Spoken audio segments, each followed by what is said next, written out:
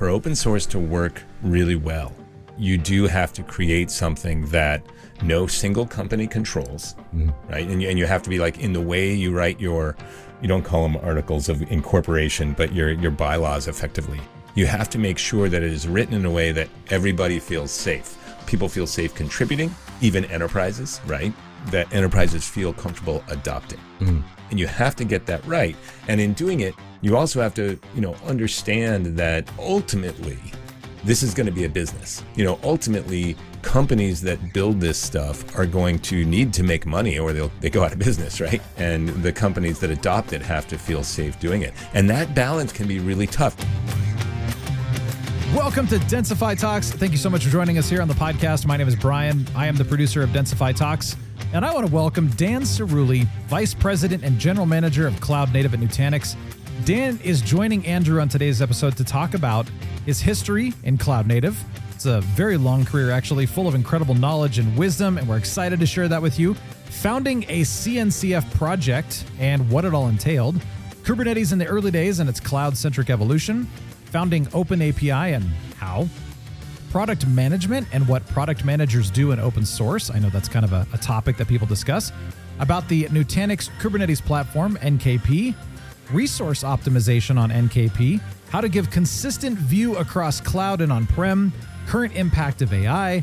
KubeCon 25 is coming up here. And Dan's musical past. Yes, he's got a story about being the tour manager for Chevelle. This is a very fun and incredibly insightful conversation. It's coming your way. I'm excited. So let's dive right in. Here is your host, CTO and co-founder of Densify, Andrew Hillier. Okay, thanks, Brian, and thanks, Dan, for joining us today. Why don't we get started by you telling us a little bit about yourself? Hey, Andrew. First, I want to say thank you very much for having me. Really, really excited to be here and really excited to talk to you. I'm looking forward to it. My name's Dan Ciruli, and I lead the Cloud Native product management team and business at Nutanix. And I've been around the Cloud Native ecosystem, I would say pretty much since it started. I was at Google Cloud back in the day, back before it was Google Cloud, as a matter of fact. And I was there in the beginning of this evolution of what we now call Cloud Native as Kubernetes, and then that whole ecosystem in the CNCF joined. So part of the early days of projects like the OpenAPI initiative and the OpenAPI spec, the Istio project, gRPC, things like that. And now I'm over at Nutanix trying to help bring this stuff to the enterprise. NKP is your baby, or one of the latest things at Nutanix on the Kubernetes front. But before we get into that, I do want to hear more about these open source, and cloud native projects, because, I've had a lot of guests on that have been using Kubernetes from the start and a lot of experience using it, but you're on the other side, you're on the inside of it and how this goes down. And I think it'd be interesting for people to hear, how that happens. How do you found a CNCF project? Like, how does that even happen? And what does that look like? Yeah, it was really fascinating to see how this happened and why it happened from the inside of Google. Because if you rewind the clock, 10 years or a little bit more, 12 years or so, Google, was not only in third place in the cloud market, which they're still in third place in the cloud market, but worse than that, like in danger of becoming irrelevant. Amazon was so much in the lead at the time that as an industry, we were kind of at risk of Amazon becoming the default way you deploy anything in the cloud, and Amazon's APIs becoming the default way someone integrates with the cloud, which would mean that all the ecosystem, all the monitoring companies, all of the security companies, all the networking companies, if all they did was integrate with Amazon, there was no chance for any other vendor to ever do anything, right? Amazon wouldn't only just stay in first place, but they would have 75% of the market or more, right? It would be like a winner take all. You're saying that once they got enough groundswell on that stuff, it would become a winner take all for them if you weren't careful. Absolutely. There was a team at Google who said, what if we build something in open source? And that was a departure for Google at the time. Google didn't used to do open source as much. Google did white papers, right? Bigtable, MapReduce, things like that. They didn't release an open source. They wrote a white paper and they let the community, they let Hadoop come out, and build things in open source. But they said, what if we create an open source project and we get industry behind it and we say, let's make this the default API for deploying a workload to a server. And if we can get industry behind that, then we have a chance, right? We, as the third place vendor, you can't say, hey, everybody adopt our APIs. But you can with something open source if you get industry behind it to say, this is the default way to deploy a workload and integrate with a workload, right?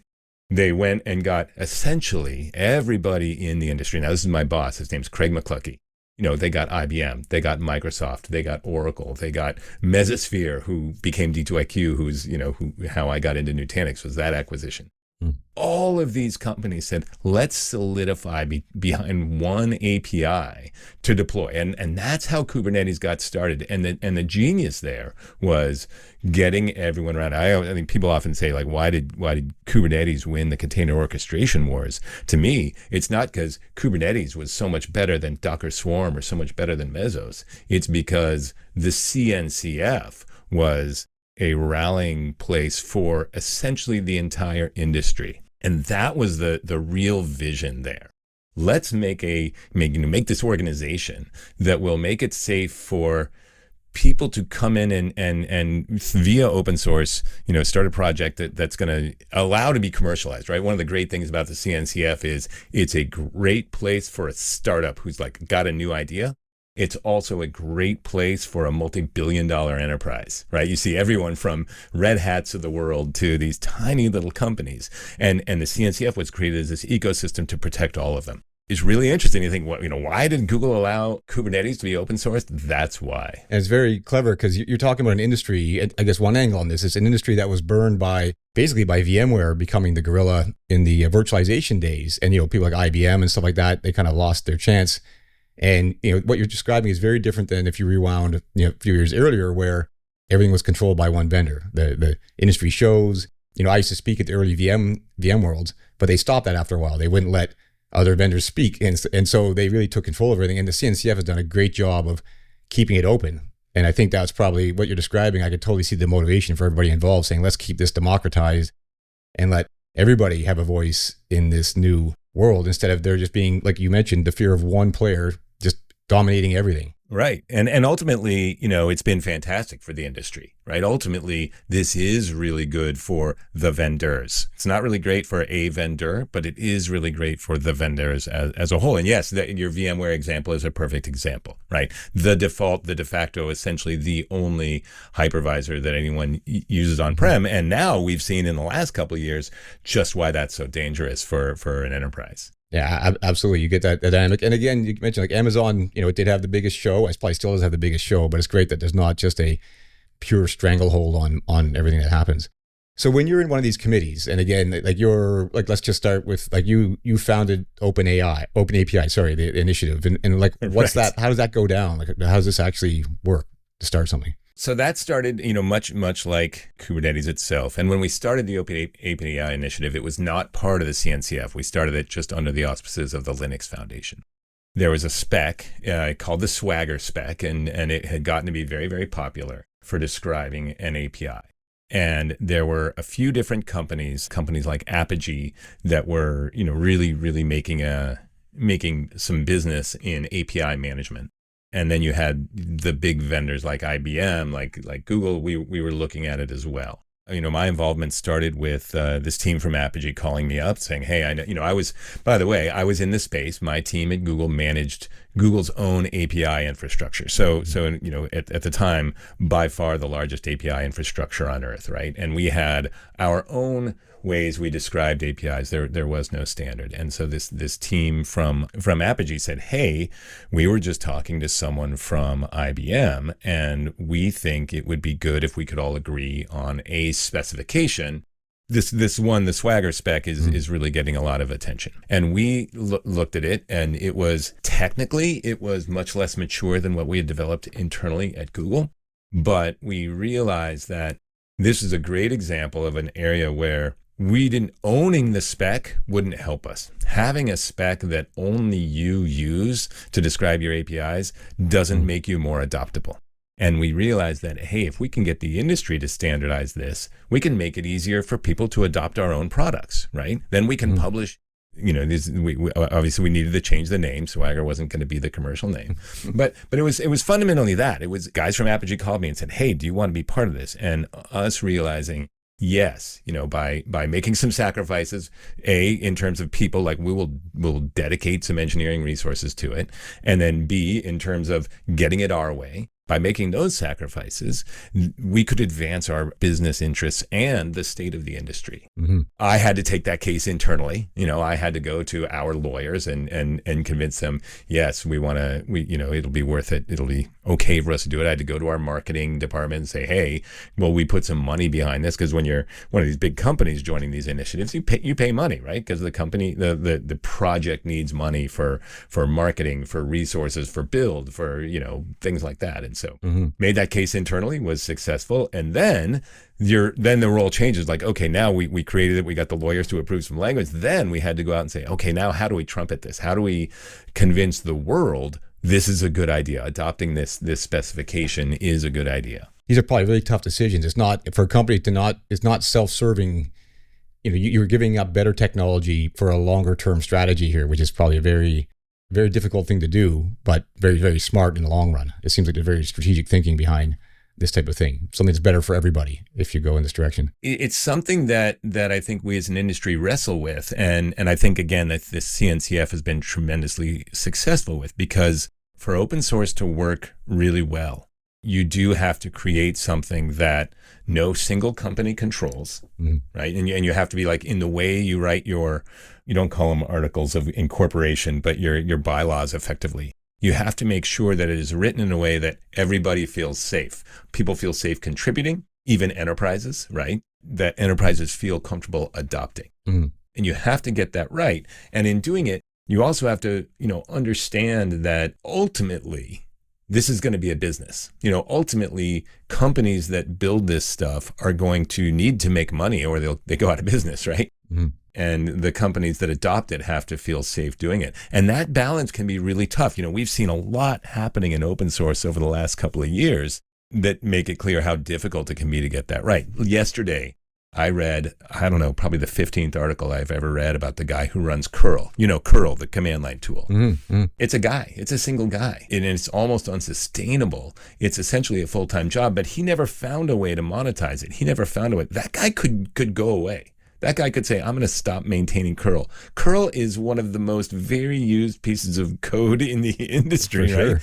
And yet it's been done in such a way that it really isn't sustainable. So it is the role, when you're a product manager getting into this and you're deciding your company's going to spend company resources on open source, you really have to understand what's that plot we're going to chart to help us to ensure that we're building a business while contributing to open source. The monetization aspect, you can fail to get that right. Again, there's the democratization. I guess this even affects things like patents. Like how do patents fit into all this? You pretty much have to contribute them to the greater good, or everybody's locked out. It's a very different model, obviously, than creating your own proprietary tech and protecting it. In the projects you were in, were there patents being signed over or committed to the project? No, there aren't patents. And trust me, that drives some people crazy, because, I became a professional software developer in 1990. And, from that point forward, it was always, every time you're about to do a release, you sit down with the lawyers. What can we patent? What is here? What is proprietary? How do we protect ourselves? And when you move to open source, then you don't do that. Right? You're not doing that. You're specifically not saying, no, we're creating this IP, and we're creating the IP in a way that we aren't the sole beneficiaries of that. And that's why, you have to convince the executives, but this is how we're going to benefit from this. Here's an example. As I mentioned, gRPC. 2015, 2016, biggest APIs on earth: Google Maps, Google Drive, Google Translate, all of these big APIs, right? And they're all REST JSON. We're describing them now with OpenAPI spec, etc. It's going to get a little bit technical, but I hope it's okay. Google's API infrastructure was the best on earth. We had 8 milliseconds of latency on average from the API infrastructure. Actually, not on average, probably at the 90th percentile, which was at the time really, really good, like order of magnitude or two better than anybody else. But we had plans to start releasing cloud APIs that were database APIs, like Spanner. Right? We knew we had Spanner. We had a database no one on earth had. Like Spanner was just head and shoulders above anything available in open source or commercially. But on a database call, you can't have 8 milliseconds of latency, right? We knew that we were going to want to commercialize Spanner and tools like Spanner. But we couldn't possibly do that with a JSON-based API. You don't talk to a database in JSON. Simply encoding and decoding the JSON itself takes too much time, right? Like laws of physics won't allow you to do that with JSON, right? No database uses JSON. So we said, okay, well then we need a binary protocol to call our APIs. However, there was no publicly widely adopted binary protocol out there.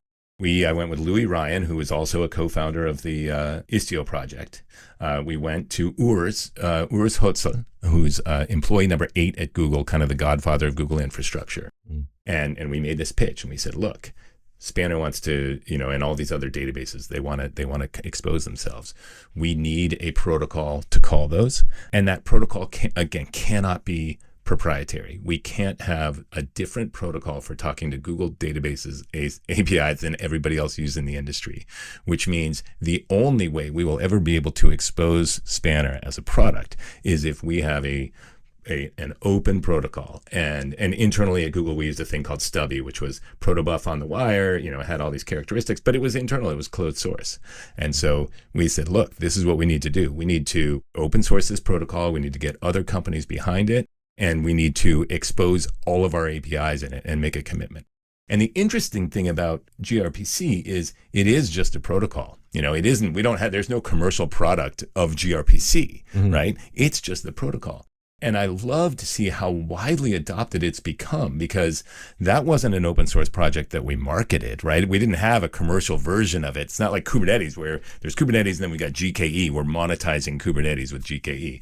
This was it's just a protocol, but it was an enabler for all these other things. And now that technology is a huge enabler. My engineers today, that's the standard protocol they use between everything. Absolutely. So it's really fun to see what a different path it is. Yeah, no, and we use it too. So it's interesting just to replay what you're saying, because it's basically the binary protocols all kind of went away. I found there was a phase where just these hyper inefficient textual representations of things became the norm, right? Based on like HTML, I guess, things like that, and all these things that followed on, where what you're saying is that's fine and it's simple, but man, if you want to do a lot of round trips to a database, you need the binary. You got to act fast and not have any latency in there. And so you basically brought up a binary protocol that would fix that, where there was a big gaping hole. And I guess you're saying it just became widely adopted without any marketing because it solved the problem everybody had. Yeah, and you don't think about it, XML and JSON, obviously what's in the computer's memory is binary, right? When you put this on the wire as JSON or XML, there's a lot of, first of all, you've got to translate it, you've got to write it out, and then you've got to move a big chunk. XML and JSON are huge compared to what's in binary in the computer's memory. And protobuf is effectively taking that binary that's in the computer's memory and putting that directly on the wire. I remember when I was at Google before all of this, talking when you join and you learn about how Google works. I remember hearing that if Google used something like XML or JSON on the wire internally, it would need to double its data center footprint for the encoding and decoding alone. It's incredible. That's how inefficient JSON and XML are, right? So yes, it was absolutely necessary to get something that was binary. Plus, there are other benefits. You get a strong contract between the caller and the callee. There's all kinds of reasons, but yeah. But again, interesting. The decision to do that in open source was not directly monetizable, and yet has changed the industry, made products like Spanner and then the other databases feasible, and then just benefited the industry as a whole as engineers have picked that up, and it's become a de facto standard. So totally different route to open source and to market than something like Kubernetes, but a key part of the ecosystem. Yeah, and again, from a product management perspective in a company, it takes remarkable foresight to go down that path where there's not a direct correlation to what you're going to get from it. There's a likely or a potential, but I could totally see that being a bit of a leap of faith there. I'm glad you brought that up. If I can just hammer that point, because you mentioned it. Yeah, the interesting thing about I'm in product management, and I've been in product management for now 25 years. You don't hear people talk about that a lot. What do product managers do in open source, right? In a sense, what we do in open source is fairly similar, in the sense that it is always product managers' job to connect the technical part of what we're delivering to the value that both the consumer of that technology as well as the company who's putting in the effort. The product manager's job is to understand that kind of value exchange. And it is completely different for open source than for a commercial closed source product.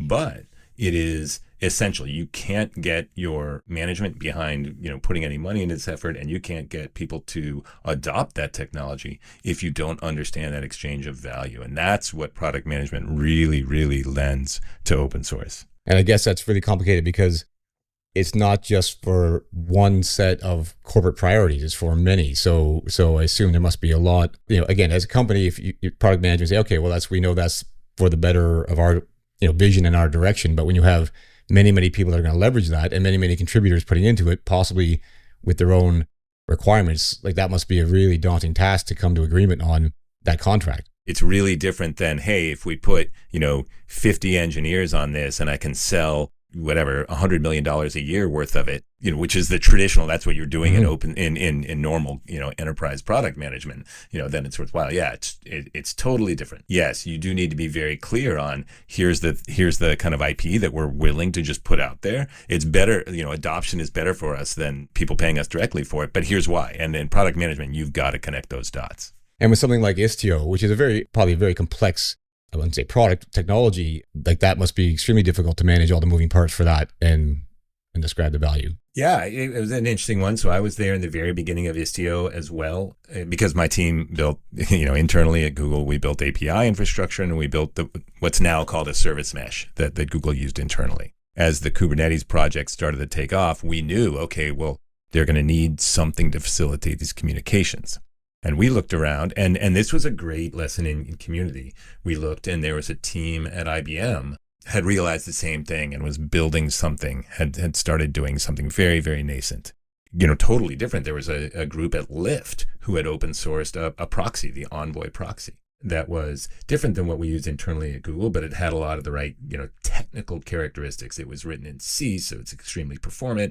You could change configuration on the fly. There was a bunch of things that were good about it.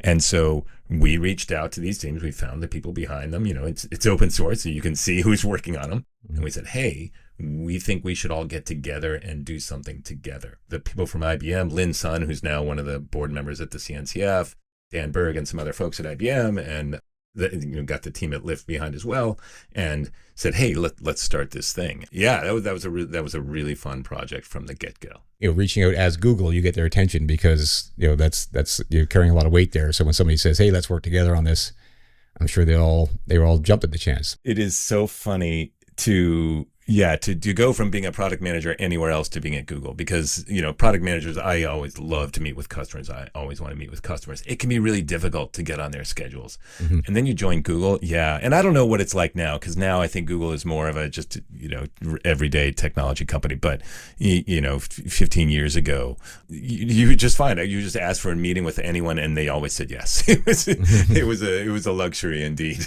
The technology come out like maps, they just seem magical, but they're also quite old now. It's fascinating how we've lived with them forever, and you don't really realize that I don't know if you call them a legacy, but they've been around so long, and they're not the latest thing that's going on in there. But at the time, it's like magic. You just, again, Google the gods. What's interesting about that? I agree. I know what you mean. There was, and this might be really kind of mind blowing to people.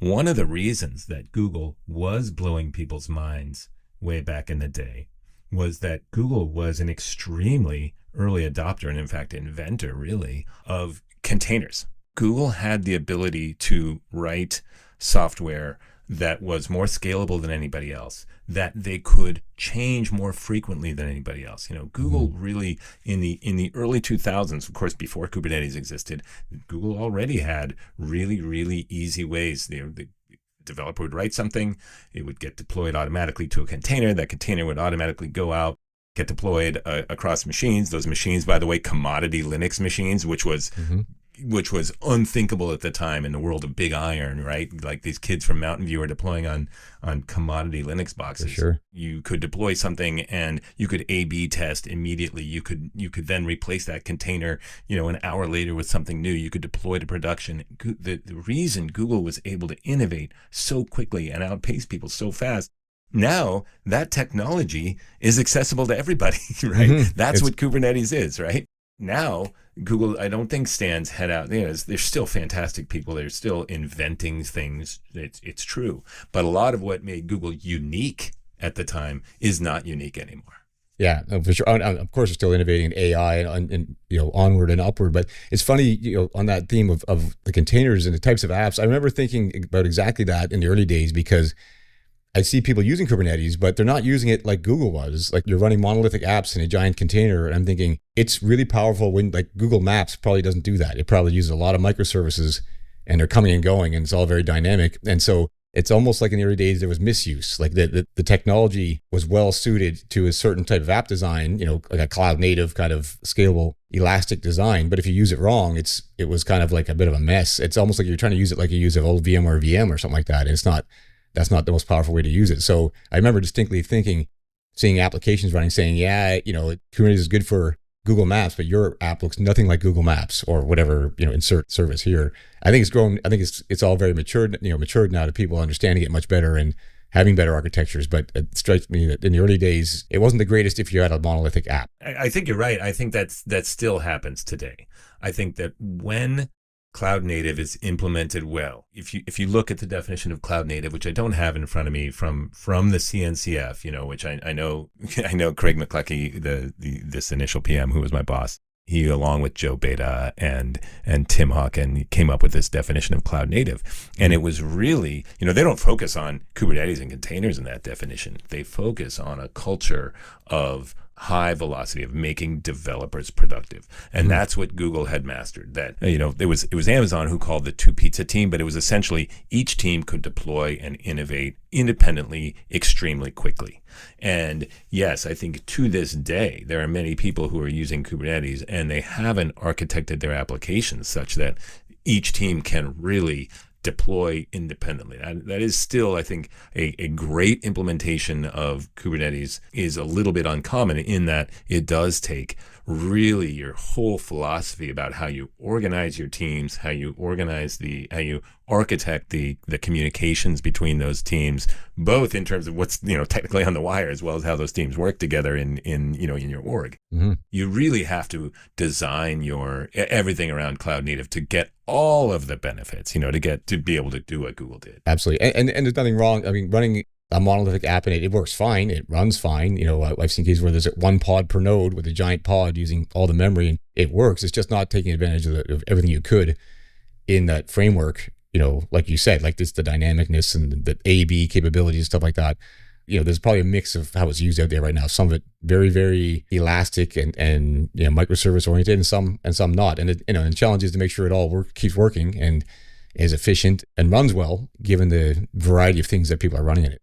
Let's talk a bit about NKP, Kubernetes in general and NKP in specific. So you were basically in charge of the Nutanix Kubernetes platform. Congrats on getting, I guess, leader in the Forrester wave on that one. So It's been a good year for you guys, it sounds like. Yeah, it is fantastic. What we're trying to do, we've been talking about all this innovation that happens in open source. What we're trying to do is make it easier for enterprises to adopt. It is still complicated to run Kubernetes. And one of the things, I said before, one of the geniuses of Kubernetes was the CNCF. The CNCF made it easy for companies to start open source projects and to, grow them and nurture them. But, to run Kubernetes in production, you can't just run Kubernetes, and Istio. In fact, you need to run 30, 40, 50 open source projects together to get to production, right? One of the geniuses, Kubernetes doesn't solve monitoring. It doesn't solve security. It doesn't solve networking. All storage. Kubernetes doesn't solve any of that. You need it all to go to production. It's all solvable with open source. But now to run in production, you've got to put all these things together, and that's hard for enterprises.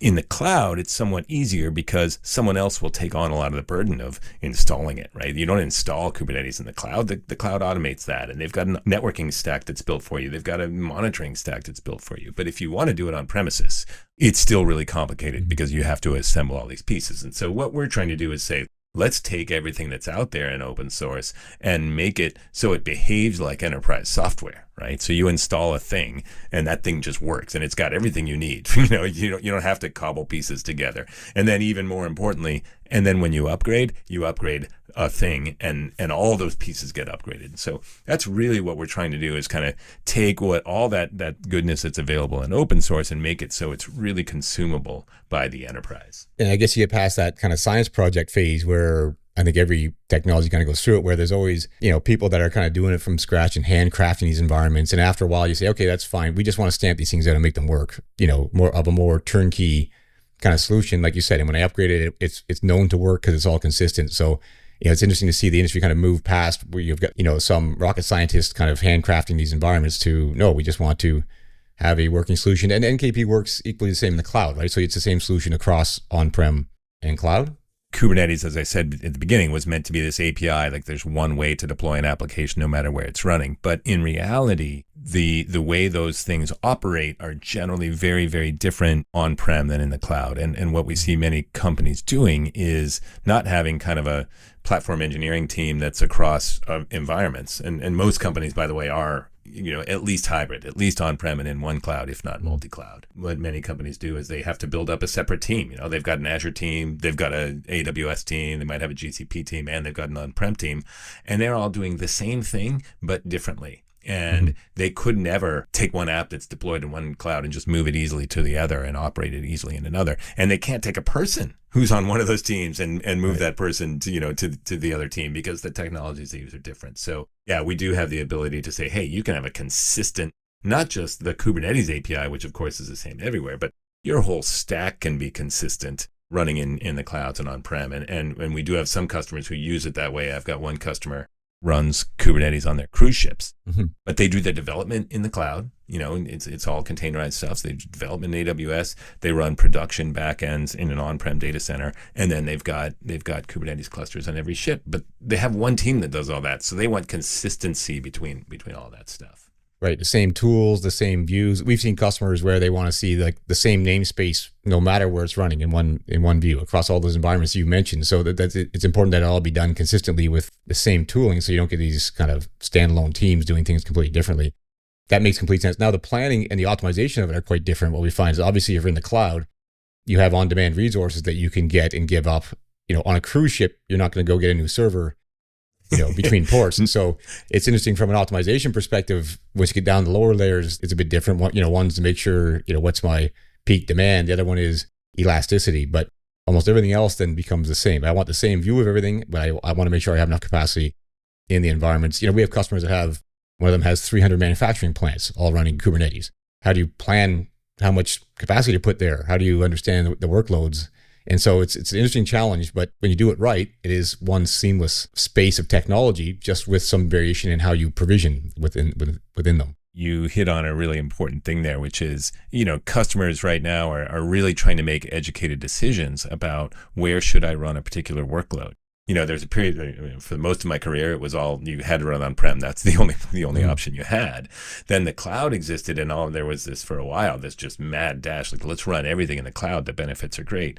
But in reality, it's also more expensive to run in the cloud. So I think customers are trying to get into a situation that they can decide, is this workload going to need elasticity? And if so, well, the cloud is a great place to run that. Is this workload going to run very consistently? Then we're going to do it on-prem. But even then, if you're running it on-prem, they want to optimize it, right? They want to figure out, am I doing this optimally? Because if we are running stuff on-prem and you don't have, forget whether it's a cruise ship and it's impossible to add a node.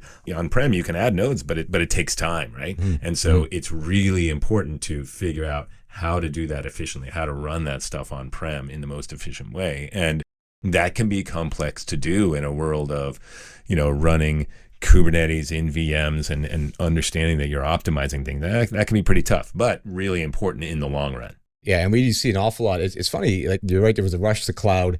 I find it ironic that, people go to cloud, but then they start just signing up for huge commitment levels, which means you're not elastic anymore. You can't scale down when you want to. So you're pretty much just in almost another fixed mode. Again, I think we see quite a bit of Kubernetes.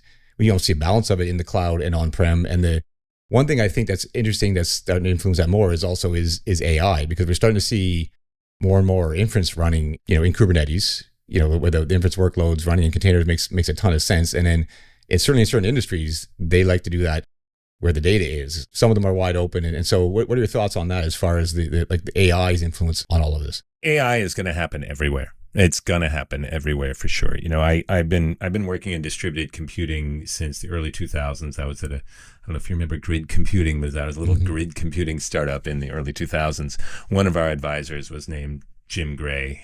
He was a Microsoft research fellow, one of the godfathers really of distributed computing. And his philosophy back then and always was bring the compute to the data, right? In general, data is hard to move. The compute, moving an app, is really easy. And you mentioned inference. Inference at the edge is absolutely going to happen all the time. Manufacturing, I guarantee you, without knowing anything about the manufacturing customer you just talked about, one of the things that's happening is that they're using machine learning, AI, to validate things, right? Like that has to happen on site. You don't have time to send all that data back to some central processing facility or to the cloud to say, is this part to spec? You've got to do that visually on site. Here's another thing.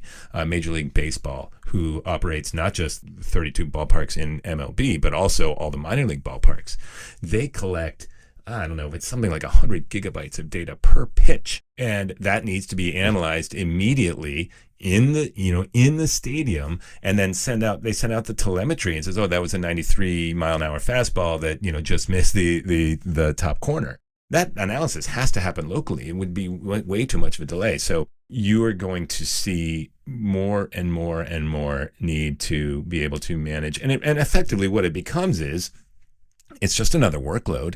It's a workload that requires a, particular type of chip. You need a GPU to be able to do it. And you need a scheduling mechanism that is Kubernetes that is aware of it and says, okay, I need to run this on the node that has the GPU. And so it's just another workload. Kubernetes was already able to say, I need to run things on a particular node. You're going to have to run this one on a node that has the right hardware and the right drivers installed. And we're well set up for that. I think almost everything that we're seeing that's running in AI is running in containers. And Kubernetes it's going to be the way that happens, which means Kubernetes everywhere. Everywhere. Just makes sense.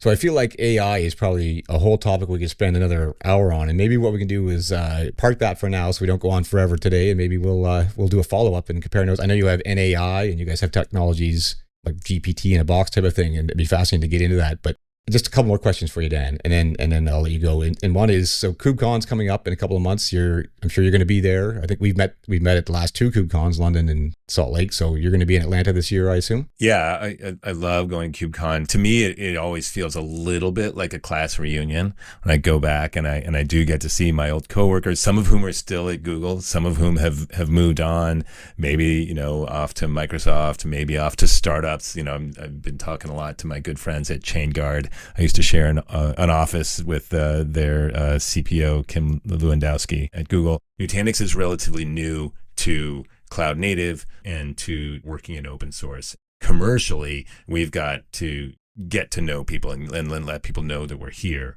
You mentioned the leader status in the Forrester Wave. We're also now in the Magic Quadrant. For us, it's a combination of networking. All of our partners are going to be there, right? But it's also hey, let people know that we're here and that there are alternatives for enterprise Kubernetes on-prem, because we, as an industry, we know people don't want there to be just one provider for that. For sure. I assume you guys will have a big booth there and stuff like that. Yeah, we finally got the marketing team behind it. So yeah, we'll have a big booth, and I will be, saying hello to as many people as I can while I'm there. So please do stop by. I would love to say hi. I'll be sure to swing by as well, and we can compare notes. So I have one last question for you. I was going to ask you what you do for fun, knowing that you might have a guitar under your desk right now, strumming it. But before this, I was just doing some search on OpenAPI, and I saw your bio, and I hadn't seen this before. It said you were the one-time tour manager for Chevelle. And you've got to tell us about that. I love Chevelle, and I saw that and I said, what? What is that?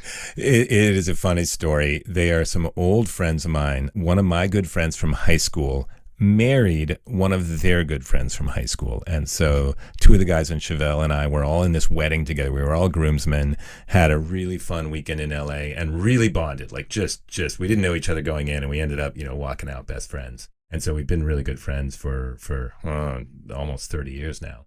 And I was kind of in between jobs. I was at a startup that had sold.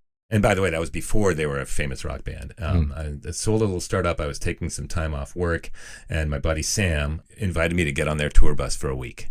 And I was like, really? Because he knew I wasn't working. He's like, yeah, man, we got extra bunks on the bus. You should get on the bus. Long story short, I stayed on that tour bus for a year. We made the video for The Red, and I'm an extra in that. The record came out, it did well, MTV picked up the video, and the next thing you know, I'm their tour manager, and they're getting gold record, platinum record. We're touring with everybody from Ozzy Osbourne to the Foo Fighters. And I did that for a year of my life. I lived on a tour bus and lived that, got to see, my friends become, kind of rock stars, minor league rock stars. That's crazy. No, and they are. I love them. The Red is a great song. We'll probably put some links. The podcast it also has a blog that goes out with it. We'll put some links, and we're going to find you in that video and link to it. This is the mission now. We're going to find that. That's so cool.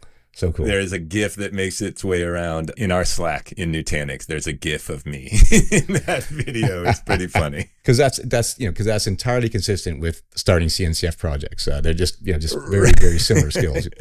Who doesn't have a platinum record up behind them when they're on a Zoom? Yeah, of course. It's just table stakes. Well, man, this has been great chatting with you. Really insightful. I really enjoyed this because it's a cool perspective that we don't normally get. I'm sure a lot of people aren't familiar with the inner workings of a lot of these projects and Google. And I think we probably got even possibly some follow-on topics if we want to chat again on things like AI and what you guys are doing there. But for now, I just want to thank you for joining. It's been a great conversation. It was a super fun conversation, Andrew. Really glad you invited me. Thanks for having it. Gentlemen, thank you. That was a great discussion. Andrew Hillier and Dan Ciruli from Nutanix, thank you again both so much. My name is Brian, producer of Densify Talks, and thank you so much for listening and joining us today. Of course, we very much appreciate you being here. Hope you enjoyed this and got some great stuff out of it. Make sure to subscribe to the podcast so that you do not miss out on any future episodes. We've got more coming, and we'd love to hear from you, of course, densify.com. So make sure to send in any questions that you have. And if you'd like to be on the show, let us know. We'd love to hear from you. Marketing@densify.com is how you get in touch with us. Have a wonderful day, and we will talk to you in the next episode. And this is Densify Talks signing off.